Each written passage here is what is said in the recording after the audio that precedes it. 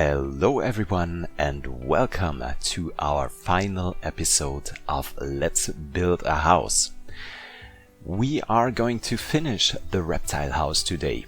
We just finished the inside of the house with the last episode where we built the habitat for the saltwater crocodiles in the center of our building, which we are going to have a look at right now here on the right side of the little bridge that was built the episode prior to that. I think we do have 3 animals in here. So 1 huge male and 2 smaller females. They have a nice pool in here and this big land part which they are using extensively. Extensively? I don't know if that was a real word, but yeah, they are using it. In today's episode we are going to finish the outside of the building, and once this is done you guys can download the house from the Steam workshop. I did upload it, as I told you guys, once as a habitat, so you can download it and place it in your zoos and have a little fun with it. I hope you're going to have fun with it, because I feel like the pathing is going to be a nightmare for you. I hope it won't be, but it might be. And I'm also going to upload it, or I have uploaded it as a zoo, so you can download it as a zoo, have a stroll around it, and maybe use it as the beginning of one of your own zoos and create your own zoo around the whole building. Do whatever you like with it. You can let me know in the comment section if you have any ideas on that. You can also do some outdoor habitats for some of the animals or whatever you like to do. Just enjoy it and don't forget to leave a comment and a like on the Steam workshop as well as on this YouTube video. I also want to encourage you guys to let me know later on, once you've seen the whole building and all of the habitats, to let me know what was your favorite part of the series. Sorry. And also what was your favorite part of the house. I said in the beginning that this is the final episode of Let's Build a House, which is not completely true, because in the end it is the final episode of Let's Build a Reptile House. We're going to continue with the series because I think you guys did enjoy it very, very much. So I want to keep doing this stuff, and I told you in the episodes before already that the plan is that the next installment on this series is going to be Let's Build a Nocturnal House. I already made a list with some animals that could move into the Nocturnal House. I asked you guys in the last video to tell me which animals you definitely want to see. Didn't receive too much comments. I just got one from Sonia, and she told me that she wanted to see the Tasmanian devils, which are definitely going to move into the Nocturnal House. We also do have some other animals, and I ask you guys which of them you want to see in the Nocturnal House, because we can't fit every single animal in there because it would just be too much. So we do have the Chinese pangolin, the aardvark, the European badger, the fennec fox, the wombat, oh my god, what was the English name for that? The armadillo. Okay, I got it. The kiwi bird, the striped skunk. Tasmanian devil is definitely a yes. We do have the raccoon, the quokka, which is also a nocturnal animal if we're completely correct, the red fox, and also the platypus. So if I did miss any animal here on that list for the nocturnal animals, just let me know in the comment section, and also do let me know which of these animals you want to see in the Nocturnal House.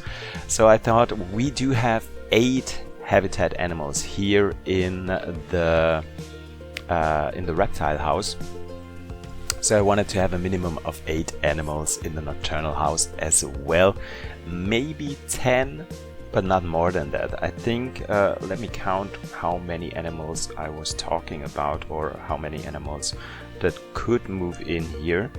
It was 2, 3, 4, 5, 6, 7, 8, 9, 10, 11, 12, 13. So, you know that I can count to 13 now. And it's 13 animals that I told you guys about that could possibly move in to our Nocturnal House. So let me know in the comment section which of those should move in, or also which of those should get a chop. So won't get a chance to move into the Nocturnal House. I'm also thinking about how to structure the whole house. If I do it like having different areas with different continents, or just yeah, carnivores and omnivores and herbivores, or whatever. I just don't have an idea right now what to do, because I also do have a hard time if we're going to do it continent wise. There's not that many animals for every continent. So for Asia we only do have the pangolin. Yeah, let me see. Yeah, it's just the pangolin that we would have for Asia. And for Africa it's going to be the aardvark, the fennec, yeah, the aardvark and the fennec. Europea. Yeah, Europe it's going to be the badger and the red fox. North America is going to be the raccoon and the skunk.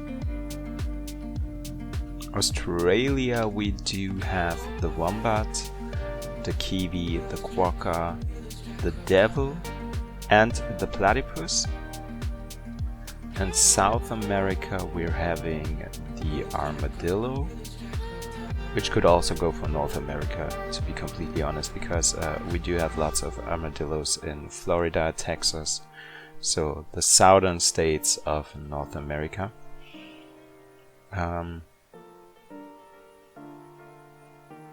Yeah, the armadillo for South America, and I think that's it. So maybe we're not going for continents, because this would be this would be a poor choice. So maybe we're doing something different. If you have any ideas how to do that, let me know in the comment section, and I will be happy to take that into consideration. Okay, so let's have a look what's going on right here. I told you guys I'm not going to do that much on the outside because I just didn't have too many ideas of what I could do. So I just put some concrete pieces onto the walls to give it a little bit of a nicer touch and look a little bit more finished. I put down some more path outside. Used those stone wall pieces for some groundwork. Covered those paths a little bit with the concrete pieces that I'm placing right here to have it covered nicely, and having some plants around there and some of these fountains, just 2 of them. And in the end it looks pretty nice. I had to do some stuff on the right and on the left side of the building as well, because we had some holes in the ground that didn't look that pretty. I just covered that up with some of the natural rocks, so that we do have a natural rock wall around there, and then using my favorite plant in Planet Zoo, which is the creosote bush, use some of that to make it look a little bit more natural, and that's it. Here's some of those statues. Unfortunately, we don't have statues of every animal in the game. I think there is a mod on Nexus where you can download more statues of the animals or whatever. As I'm not using mods right now, I don't have any other statues than those that I placed, like the caiman, the anaconda and the saltwater crocodile. So that's the only ones that I could place here, so that you have any idea of what's going on right here, that it is a reptile house. Using some of the decal and dirt pieces and stuff like that on the outside as well to make it look a little bit more realistic. Also using it just in front of the building because no one's going to see the back of it. Yeah, so if you're using it for your own zoos, you just should add some more of those pieces on the other side as well and cover up some things. But I think at this point, yeah, it's pretty much enough what I did here. I think so.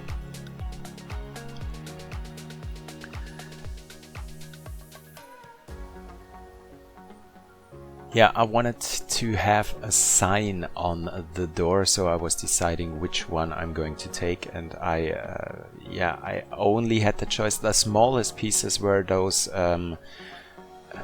I don't know what it is called in English, those remembrance pieces for dead animals. That were the only ones that would make sense and that I could write some things on, so that you have the opening times on the door. So yeah, that is something that you usually see in zoos, because buildings often close sooner than the whole zoo closes. So you get the information on the door that the building is going to close at 5 p.m. and maybe the zoo is closing at 6 p.m. or something like that. Yeah, I was looking for trees that I actually could place out there and trying to be careful with placing them, because I didn't want too big trees or too many trees around there, because first of all, I didn't want to cover up the biggest part of the building so that you can't see the building anymore, and there's a lot of trees around there. And the next thing was, if you use too many of the big trees, they might throw too much shadow onto the building, and we're going to have a problem that we always try to avoid while building it, that it's going to be too dark on the inside, and that is something that we didn't want to have. And so I managed to just put some trees around on the outside, and it doesn't have too much of an effect on the inside of the building. I hope this problem is going to be fixed in Planet Zoo 2, or maybe already in Planet Coaster 2. I don't have any idea, because I don't have any deeper insight on Planet Coaster 2. So I'm very excited for that, and hope that some of the problems that we do have in Planet Zoo will be fixed in that game, because Francha learned about some of the issues that we do have in here and fixed it for the next installment.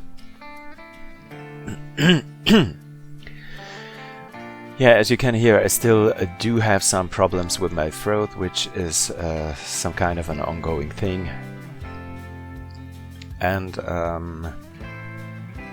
yeah, it's it's annoying, but yeah, I will get over it.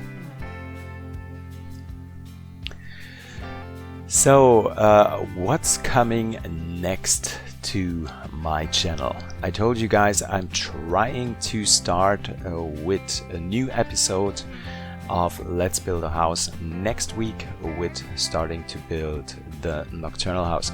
As this is going to take quite some time to lay down the groundwork and the idea for the building, I can't guarantee you if we're already going to start on Monday. So if we're having a look at the past, yeah, chances are very high that there's going to be a new video on next Monday where we're going to start with the Nocturnal House. But yeah, just keep you guys warned, it might be possible that there's not going to be a new episode, because I will take my time to create that, because we want to have a beautiful building like we did here with the Reptile House, and also trying to learn about some of the mistakes that we made in here, especially when I think about the path. So we're going to make it a little bit easier so that you guys won't have that much of a hard time using the building for yourself or for your zoos in the end. So I'm trying to make that a little bit easier for you guys to handle that once you downloaded it. So yeah, with that being said, there's also coming a new episode on Wednesday for my DLC Zoo series. We are already in the aquatic pack area, which is a beautiful pack, and I'm looking so much forward to it. The whole zoo is going to have completely different vibe than any of the other zoos that I already built. Maybe you know about my series that I unfortunately never finished, which was Waveland Park, where I tried to create a park for all the aquatic animals that we do have in the game, and also some semi-aquatic animals. I never finished it because I thought I grew out of it. It was the park, right between my first attempts to build some zoos with Arizona Adventure Park and Swamp Lake Zoo, and I tried to do something different and go a little bit more into detail, and therefore Waveland Park was my go-to, and was my high school park. And once I graduated, I started not to continue on Waveland Park, and created the zoos like Litchfield Zoo and Brooksburg Zoo, which I think were on a different level than Waveland Park.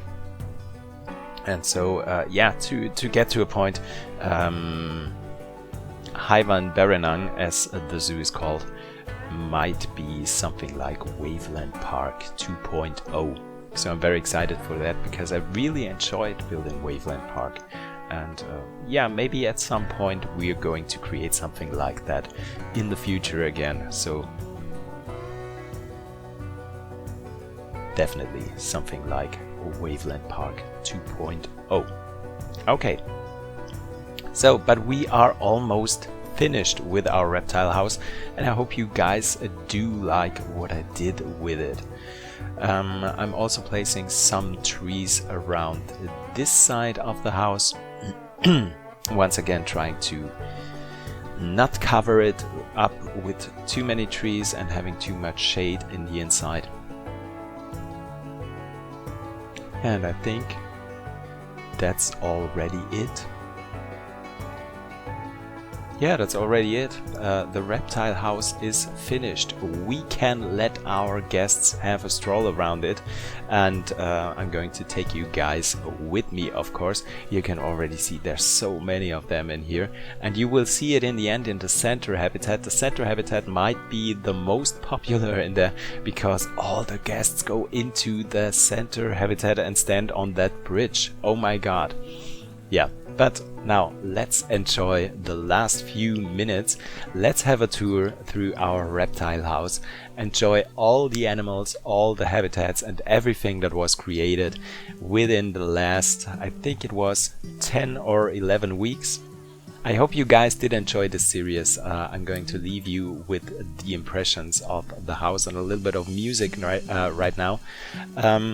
Yeah, as I said, I hope you guys did enjoy it. If you did so, please leave a like, leave a comment what's your favorite habitat, or what was the favorite part of this series for you guys, what you want to see in the future, and also subscribe to my channel if you haven't done that already, so you don't miss out on any future stuff, and especially on the nocturnal house that is going to take place afterwards. Okay, so guys, all that I have left to say is take care of yourself, stay healthy, and hope to see you guys next week when we're going to start to build the nocturnal house. Bye guys!